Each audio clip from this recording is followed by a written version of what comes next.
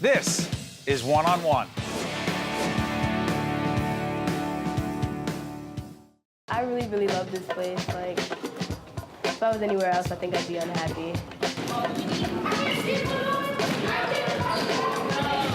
The StreetSquash is real fun.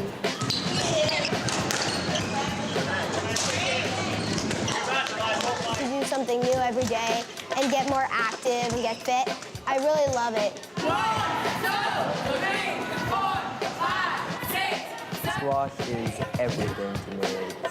I'm here every single day. Squash is my life, pretty much. That is StreetSquash, and the gentleman who made it possible is George Polsky, founder and executive director of StreetSquash. How exciting is this? Well, it's been a long journey, so it's been a terrific journey. Started in Harlem? We started in Harlem, 1999. Started it small out of my house, you know, borrowed some courts, met with some principals up in Harlem, and just got the program going with another staff member and 28 kids. What was the idea? The idea was to work with children that in schools that I felt needed some more support and could benefit from the extra support that we wanted to offer on academics and social services.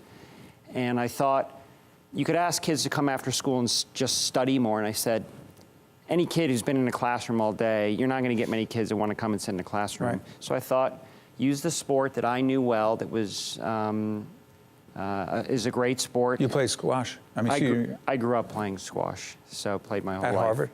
I played at Harvard. Oh, that school? That school. Right. But here's the thing. You love squash. You had a background in social work. You were teaching. It all comes together. Correct. So it combined everything that was of interest to me that I thought was important. And I just felt that squash was a great hook. It was a sport that these kids had never heard of. Started small and have grown every year. We have a $9 million building in Harlem that we built after about 9 years of the program. It's a beautiful community center, serves hundreds and hundreds of kids there. And you're in Newark. And we replicated in Newark 6 years ago. And just as we began in Harlem of borrowing spaces, we used the squash. There are not many squash courts in New Jersey, but there are some. So we use the squash court at the Newark YMCA, the Montclair YMCA. We've used actually some of the racquetball courts at NJIT, Drew University. And our vision is to build a community center in Newark, just as we've done in Harlem, to serve many more kids. And instead of taking them out of their community, do something terrific in their own community. Sorry for interrupting, George. What does it do for these kids? I think it does lots and lots of different things for the kids. I think that the goal, and what's important to explain about StreetSquash, is that we are not a drop-in center. We are not a place where a kid comes once a week for a year and then you say goodbye. The whole premise of the program is that we're invested with these kids for a very long time. So they start with us in 6th or 7th grade when they're 11 years old. And we have staff and services and support for them until they graduate from college. So you're talking about 14 or 15 years of a very intensive, year-long, repeated work with the students, their families, their schools. So you're building very deep relationships and providing support that's focused and intentional over a very long period of time. Where's the academic piece come in? So they come after school and we help them. They come 3 or 4 days a week and we help them with their homework. We have our own curriculum that we introduce. We have a college prep program for our high school students. We take them on college visits. We help them with their college applications.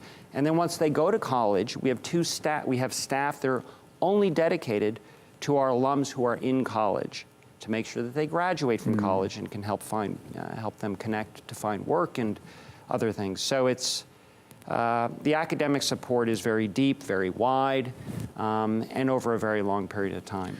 The future of StreetSquash in the city and in Newark where we're taping, and overall, how would you describe it?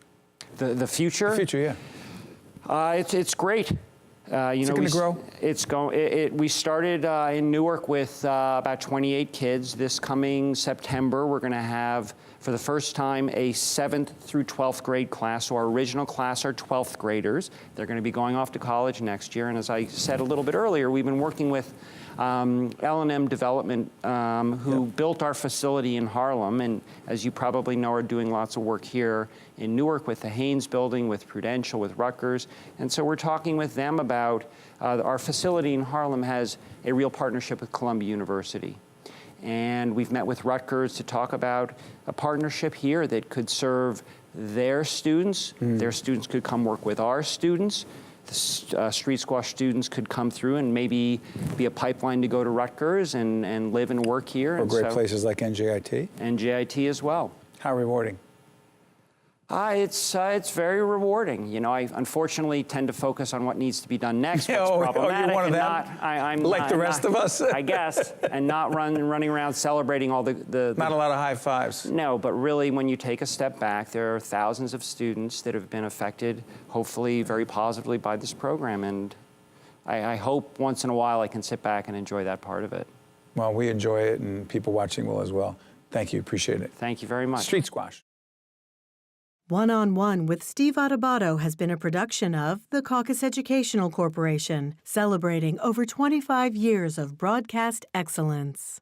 Funding for this special edition of One-on-One with Steve Adubato at NJIT has been provided by NJIT, Prudential Financial's Global Communications Department, PSE&G, the Northward Center, the law firm of Gibbons, P.C., TD Bank, and by Verizon.